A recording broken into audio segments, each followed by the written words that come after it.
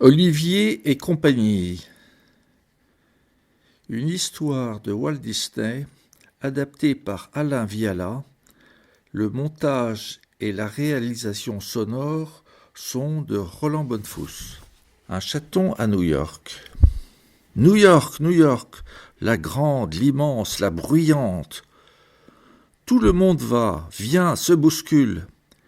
Et là, dans un coin minuscule, toute une portée de chatons, abandonnés sur le trottoir dans un carton. Les prendra qui voudra. Parfois passe un enfant avec sa maman, il s'attendrit et voilà un chaton choisi, adopté, sauvé.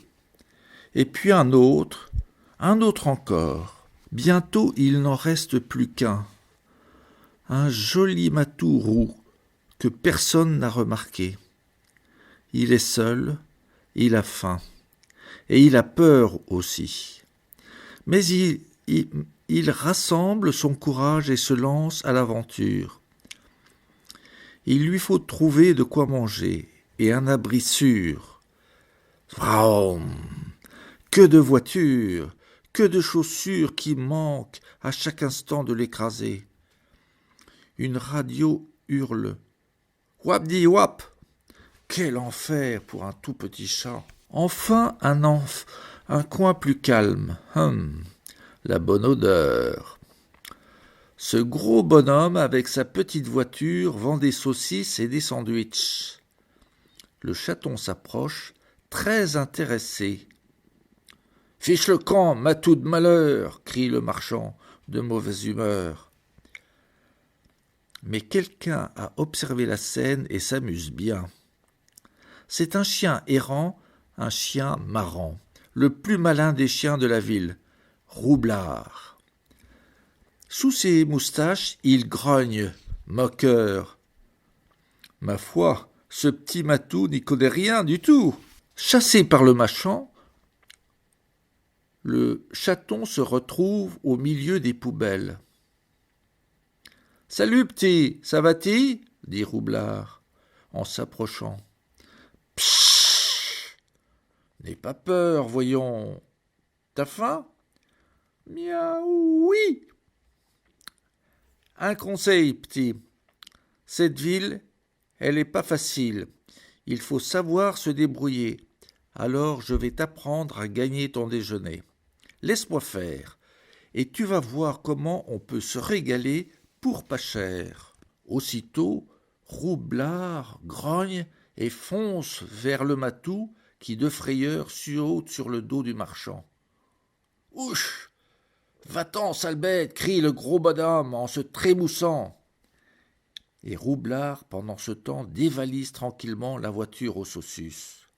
Les saucisses attrapées, vite, Roublard s'enfuit. Vite, le chaton échappe au marchand et le suit. Le tour est joué. Pour se déplacer, ce galopin de chien saute sur le toit d'une voiture et se fait transporter. Et tout en filant dans le vent, il chante en dansant. « Wap-di-wap, wap, c'est moi le roi !» Et le matou, pour l'imiter, se tortille et miaule bravement. « Miaou, miaou, New York est à nous !» Mais bientôt, Roublard bondit sur le trottoir. « Attends-moi, crie le chaton, j'ai faim. »« Écoute, petit, répond le chien, je t'ai donné une leçon, non ? Alors maintenant fais comme moi, débrouille-toi. » Et il s'enfuit en emportant le repas. À travers les rues, il file vers les quais et disparaît dans un vieux bateau amarré là. Sur les quais. Dans le rafio, Roublard retrouve toute la bande de ses amis. Rita, la belle chienne afghane, le grand Einstein, Francis, un vieux bulldog qui rêve d'être acteur, et Tito, un petit chihuahua mexicain très nerveux. Roublard, tout fier, raconte son exploit et en distribue le butin. Mais le chaton furieux n'est pas loin. Il s'est faufilé sur le pont et de là-haut, il voit ces voyous manger pendant que lui meurt de faim. Il est tellement indigné que soudain, patatras, le voilà tombé. Aïe! Un chat au milieu d'une bande de chiens? Ça va faire du vilain. Mais Roublard intervient. Doucement, les amis. N'écharpez pas ce petit. Tu le connais, tu le connais, dans Tito? Ben, un peu. Enfin, il passait par là quand. Chut! Chez mes saucisses! Souffle le chaton. Bon, il m'a un peu aidé, quoi. Tout à coup, un bruit de pas interrompt ses présentations. Un homme entre, tout dépenaillé, l'air fatigué. Il rapporte dans un carton un bric-à-brac d'objets déglingués, sa récolte de la journée, moisson des poubelles. C'est Fagan, le ferrailleur. Tous les chiens lui font fête. Ce n'est pas vraiment leur maître, mais il laisse ses vieux habits partager son abri. Et ces voyous, tout à l'heure si féroces, se transforment tout à coup en une équipe de gentils toutous. Pourtant, Fagan a l'air soucieux. Soudain, là-haut, sur le quai, un moteur ronfle, des freins grincent, et deux Doberman déboulent dans la cambuse, les crocs luisants, les yeux méchants. Un klaxon retentit pour appeler Fagan. Un des fauves grogne pour lui faire comprendre qu'il faut y aller en vitesse. L'autre, cependant, fouille partout. Grrr, ça sent le matou ici. Et moi, les matous, quick! Mais Roublard s'interpose. Filou, oui, mais bon cœur et courageux. Sur le débarcadère, une grosse voiture noire est arrêtée. Fagan s'en approche en tremblant. « Alors, minable, et mon argent ?» fait une voix rauque. « Monsieur Stick, je ne l'ai pas, mais je paierai, je vous le jure. »« T'as intérêt, fait l'autre, menaçant. Sinon, Stick rappelle ses fauves et repart, laissant Fagan tout abattu. Ses amis chiens essaient de le réconforter, mais rien n'y fait. 3 jours, il m'a donné 3 jours, et si je n'ai pas payé d'ici là, qui sait ce qu'il est capable de faire? Miaou! Entend Fagan tout à coup. Oh, mais qu'est-ce que tu fais là, toi? Un chaton, voyez-moi ça, t'es perdu? Miaou! Fait le minou. Qu'il est mignon, dit le ferrailleur. Tous les chiens se pressent autour de lui, le chaton, au fond, il l'aime bien. Allez, on t'adopte, décide Fagan. Tout cela distrait Fagan de ses soucis. Les chiens, eux, veulent leur câlin du soir. Ils veulent, mais oui, que Fagan leur raconte une histoire. Et ensuite, bonsoir. Les pattes en rond, le chaton s'endort contre son ami Roublard. Une maison pour le chaton. Le jour s'est levé. Allons, dit Fagan, il faut trouver de l'argent. Et vraoum pouette, il embarque toute la bande dans son triporteur qui brinque-balle. Les voilà en route vers les beaux quartiers où il y aura peut-être quelque chose à glaner pour le ferrailleur. Les animaux, eux, devront se débrouiller. Le chaton, tout fier, se cramponne aux côtés de Roublard. Roublard n'est jamais à court d'idées. « Écoute, petit, tu vas encore apprendre quelque chose aujourd'hui. Dans ces autos qui passent, il y a des radios qui valent des sous, et Fagan a besoin de sous. Alors, on va trouver un truc pour attraper ces radios. Le truc est très bien organisé. Pour bien comprendre, il suffit de compter jusqu'à 5. 1. On se poste au feu rouge. 2. On repère une belle voiture. 3. Au moment où elle démarre, Einstein, qui est le plus costaud, se jette contre elle, de toute sa masse, comme si elle l'avait heurtée. La voiture fait une embardée, le chauffeur est affolé et arrête aussitôt son auto. Einstein s'écarte du chemin, mine de rien. 4. Aussitôt, Francis, qui a une âme de comédien, prend la place de son complice et fait le mort. Quand le chauffeur sort de la voiture, en voyant ce chien qui ne bouge ni poil ni patte, il croit l'avoir grièvement blessé et se désole. Pendant ce temps, Tito, l'énervé, très calé en électricité, bondit dans l'auto et d'un coup, dedans, décroche l'autoradio. Le chaton, pour l'aider, doit passer l'appareil à Roublard qui l'emportera. Mais cette fois-ci, le truc ne marche pas. À l'arrière de la voiture, il y a une petite fille qui s'écrie en voyant le matou. « Oh, que tu es beau! Tu es perdu? Viens, je m'occuperai de toi. » Tito, saisi de peur, abandonne l'autoradio et s'enfuit. « Miaou !» fait le chat. La fillette le serre dans ses bras.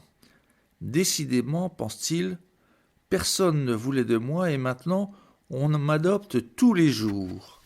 Winston, le chauffeur, revient l'air affairé. Mademoiselle Jenny, oh, mais vous avez un chat maintenant. Et le chien? Eh bien, où est-il passé? Tant pis, rentrons.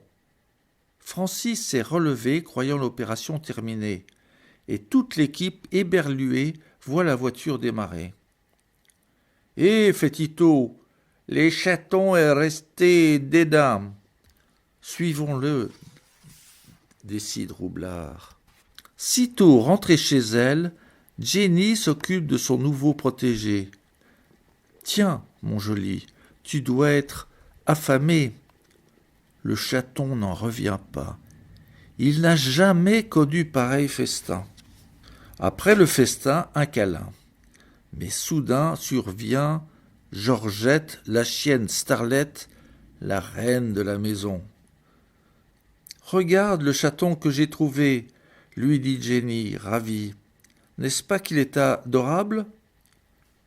Ce n'est pas du tout l'avis de Georgette, qui est très jalouse.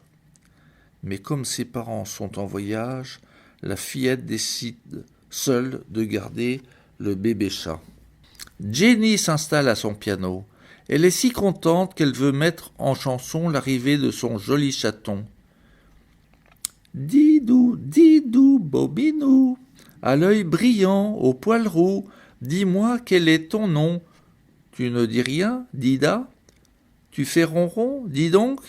Je vais te donner le nom que je préfère. C'est Olivier. Une bonne affaire. Cependant, devant la porte de Jenny, tous les amis du chaton arrivent sans bruit. « Wouh !» s'écrie Roublard. « Hé, les amis, regardez-moi cette maison, quelle classe! Un vrai palace! Bon, c'est pas tout. Notre copain est coincé là-dedans, faut l'en sortir. Allons-y pour la manœuvre, tout le monde à son poste. Einstein, tu sonnes. » Quand Winston ouvre la porte, il ne voit d'abord personne, puis « Ah, mais, je deviens fou! Ce chien, je l'avais renversé et qui avait disparu, le voilà devant ma porte. Quelle histoire !» Et le temps qu'il regarde aux alentours ahuri, Francis se relève d'un bond et file discrètement dans la maison. « Allons bon, dit Winston, voilà qu'il a disparu de nouveau. J'ai dû rêver. Quel vieil idiot je fais. Maudit gamin, c'est sûrement quelque schnappant du quartier qui a tiré la sonnette, ronchonne encore le brave homme, et il agite son balai, l'air fâché. Pendant que Winston a le dos tourné, Roublard et sa bande entrent vite dans la maison de Jenny, où les attend déjà leur complice. Les chiens explorent toute la maison, à la recherche du chaton, et tout à coup, voilà qu'ils rencontrent Georgette. Rita est très impressionnée par sa toilette. « Et quelle est votre coiffure ?» questionne la starlette. « Vous avez une frange très rock. » Rita en est baba. Et même Einstein, si taciturne, est un peu troublé par le parfum de la dame. Tito est très séduit par les grands airs de Georgette. Ma que, ma zère, quelle beauté! C'est moi, au Mexique, vous seriez la reine. Merci, mon ami, mais croyez-vous qu'ici je ne le suis pas? Mais si, bien sûr, vous l'êtes partout et toujours. Mais bientôt Roublard l'interrompt. Dis donc, faut retrouver le chaton. La starlette leur montre aussitôt le chaman. Le voilà, le bébé chat qui dort dans un coussin. Georgette fait semblant de s'attendrir. N'est-ce pas qu'il est chou? Ouais, ouais, répond Tito. Il est chat et il dort. Comme une pas chou. Pardon, il est chou et il dort comme une pas chat. Puis Georgette leur indique une sortie discrète. Par le jardin, en fait, elle est ravie de se débarrasser de ce chat qui lui prend sa génie. Et comme la petite est à l'école, ni vue ni connue. Roublard est chargé de porter Olivier et la joyeuse bande file à toutes pattes vers le port. L'enlèvement. De retour dans le vieux rafio, les chiens sont tout contents d'avoir retrouvé leur chaton. Olivier, lui, est un peu triste. Il serait bien resté chez Jenny, avec son coussin et ses gros câlins, mais enfin, il les aime bien aussi, ses vieux copains. Alors, il ne dit rien. Quand Fagan rentre à son tour, il est toujours aussi préoccupé. Décidément, ses affaires n'ont pas l'air de s'arranger. En voyant Olivier, il est quand même content, il aime bien ce chaton. Ah, mon mignon, viens faire un câlin à ton vieux Fagan. Mais, dites-moi, qu'est-ce que je vois? Un collier? Je ne l'avais pas remarqué. Alors comme ça, tu n'es pas un chat des rues, tu es seulement un petit chat perdu. Voyons ça de plus près. Une médaille, poursuit le ferrailleur. Oh oh, tu t'appelles Olivier et tu habites la 5e avenue. Demain, je te ramènerai chez toi. Mais soudain, une idée lui vient. Oh, mais dis donc, la 5e avenue, c'est un quartier chic, ça. Et des gens qui aiment leur chat, ils sont prêts à payer un joli paquet pour le retrouver. Hurrah! Les amis, je crois que je suis sauvé. Aussitôt, Fagan prend une feuille de papier et écrit. Madame, si vous voulez récupérer votre chaton Olivier, venez ce soir à 11 heures sur les quais, face à l'entrepôt.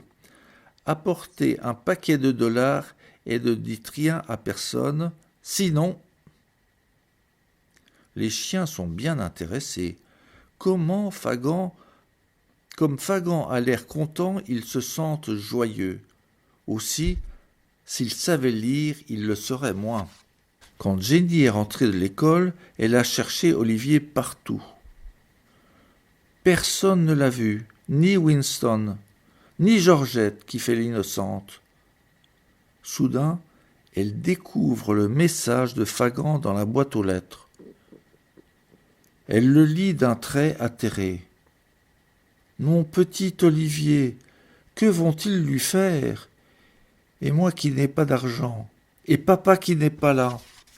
Fagan, pendant ce temps, va prévenir Six que ce soir il aura son argent. Mais il n'est pas très fier de lui. Mon vieux Roublard, ça ne me plaît guère de faire ça à ce petit chat. Mais enfin, il n'y perdra rien. Sa maîtresse doit être très riche, pour elle, ce ne sera rien du tout. Et moi, je serai tiré d'affaire. Les voilà devant un entrepôt dont la porte est blindée. Une caméra surveille l'entrée. C'est une vraie forteresse, le repère de Six. Alors, Fagan, pauvre Minus, tu as enfin mon argent? Non. Mais justement, et Fagan explique toute l'affaire, comment il va se faire payer une rançon pour Olivier.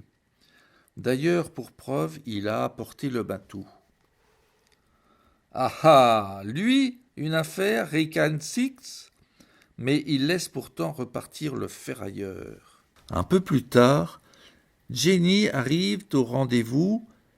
Elle est venue avec Georgette, qui n'en peut plus, qui fait la tête. « Oh, monsieur, c'est vous qui avez mon petit Olivier ?»« Eh, minute ! J'ai écrit à une dame, pas à une gosse, et il faut de l'argent. » Jenny éclate en sanglots. « De l'argent ? Je n'en ai pas, et mon papa n'est pas là. Ne fais pas de mal à mon petit chat. S'il vous plaît, monsieur, rendez-le-moi. » Fagan a le cœur tendre. Devant les larmes d'une enfant, il ne peut se défendre. Oh, et puis tant pis. Allez, pleure pas. Tiens, le voilà. Mon chaton joli. Mais derrière lui rugit un moteur. Six surgit soudain dans sa voiture noire. D'un coup d'œil, il a tout compris. Fagan, pauvre imbécile, tu pleurniches au lieu de récupérer l'argent. Un chaton, ce n'est rien, mais pour la gosse, ça oui, je me charge de faire payer les parents. Et il enlève Jenny et jette Olivier sur le pavé. À l'assaut de l'entrepôt, Fagan est abattu, hébété, consterné. Mais pas Olivier et les chiens. Ils partent aussitôt à l'assaut de l'entrepôt fortifié. Ils ont trouvé un soupirail par où se glisser. Pouah!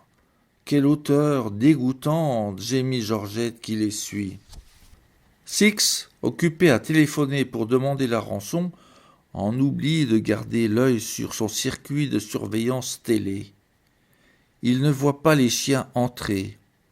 Et surtout, il ne voit pas Tito, le spécialiste en électricité qui, d'un coup de dent, va détraquer tout le circuit. Eh, ils vont payer, ricane le bandit. Maquet, ça va griller, se dit Tito. Ça y est, le circuit est grillé. Mais Six s'en aperçoit et rugit. Quelqu'un essaie d'entrer. Belphégor, Belzébuth, mes bons chiens, allez, cherchez et attaquez. Les deux brutes fouillent l'entrepôt. Vont-ils découvrir ? Non, car Olivier se faufile et les attire par son odeur. Grrr, on dirait que ça sent encore le matou, grogne Belphégor. Six s'est mis lui aussi à chercher. Il a sorti son revolver, gros comme un canon, et il a laissé Jenny sur une chaise, ficelée comme un saucisson. En se glissant le long des caisses et des marchandises de l'entrepôt, l'équipe de Roublard parvint jusqu'à la prisonnière.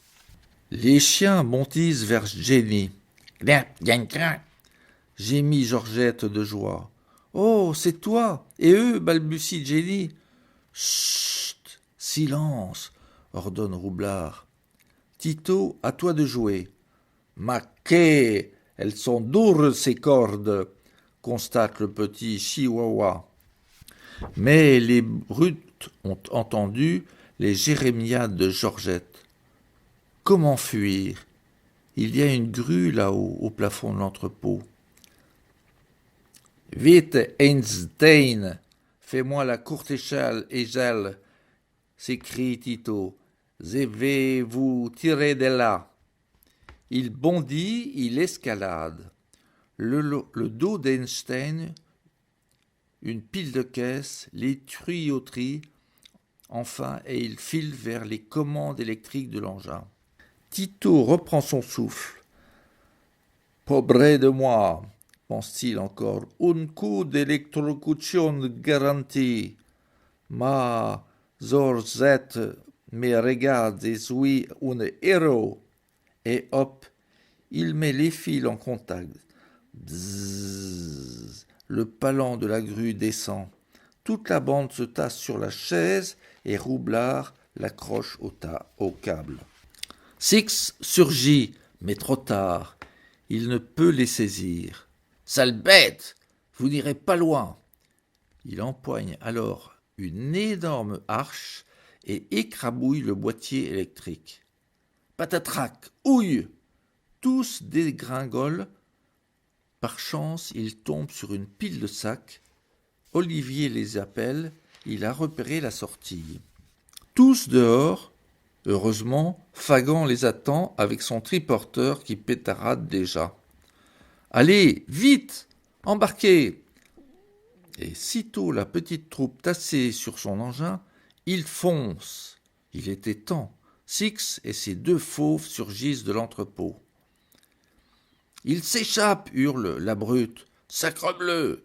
Suivez-moi, vous deux, à la voiture. Ils vont payer ça, je vous le jure. Et c'est la poursuite infernale. Pouette, badaglang, pouette, pouette, fait le vieux triporteur. Vroom, rugit la voiture au puissant moteur. La partie est trop inégale. Un virage sur les chapeaux de roue les sauve une fois. Mais dans les rues en ligne droite, ils n'ont aucune chance.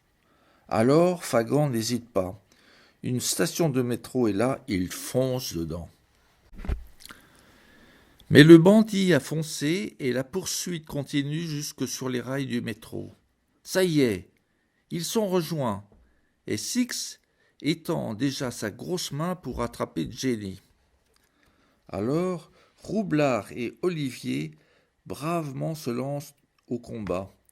Le chaton mord la main du bandit, tandis que son compagnon bondit sur l'auto qui rugit.